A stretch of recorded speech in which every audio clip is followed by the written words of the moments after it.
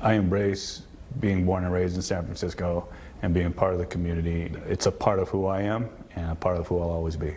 And what's even more important is to be able to talk about our histories. When you see these baby pictures, obviously you don't remember what was going on in your mind, but when you look at these baby pictures, what are some of the thoughts you have about your family? I think that's my first connectivity to San Francisco. My Chinese side I see more in these first pictures as a baby, and then as I grew up, I see more of the Japanese side growing up. What do you see in the pictures that affect you the most now? The home that I'm now in is actually our family home. So where my parents got married was my living room. So for this one to have both my Chinese and Japanese side there, representing two generations, and then realizing who I represent as the next generation for both those sides. You're representing the community at a time when the community is a little bit under fire with Asian hate incidents.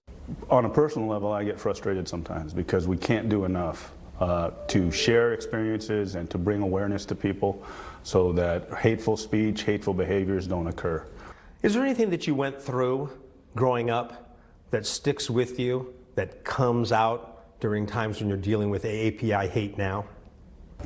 I was stopped once by officers who were responding to, I believe it was an assault, and they said I matched the description. So I was detained, and then when the officers arrived with the victim for the identification, they mentioned, oh, well, this isn't the person, because the suspect was another person of color, not Asian American. So just being mixed up in that kind of situation, you know, there's not too much in terms of differences in our experiences, and we all experience challenges being people of color, regardless of what color that is. You and I share a common background in that your family and my family, my dad's family, all were interned during World War II, and they were all at Heart Mountain.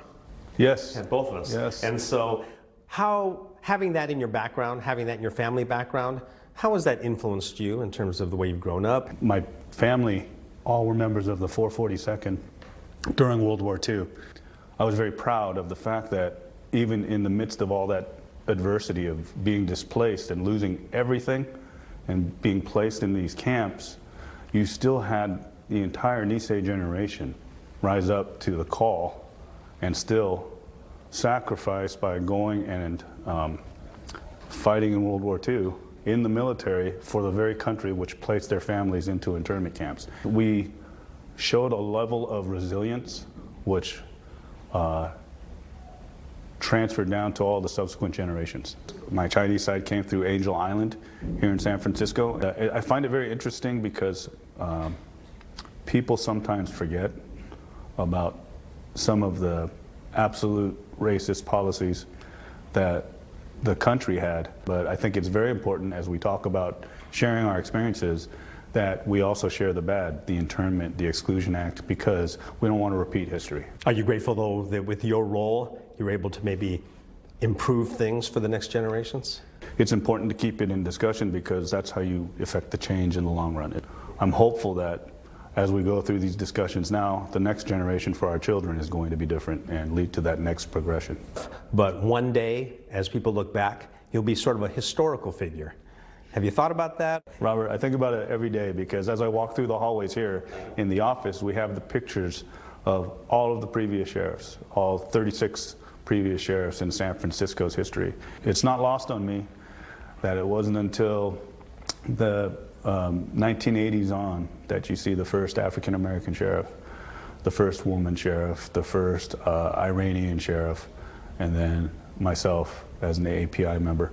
So we still have a long way to go to make sure there's more diversity and color up on those pictures to make up for what's happened in the past year or so. I've had a great career. I've had the opportunity to do a lot of different things, and it is definitely not an easy job, but it's a rewarding job when you realize that you're helping people.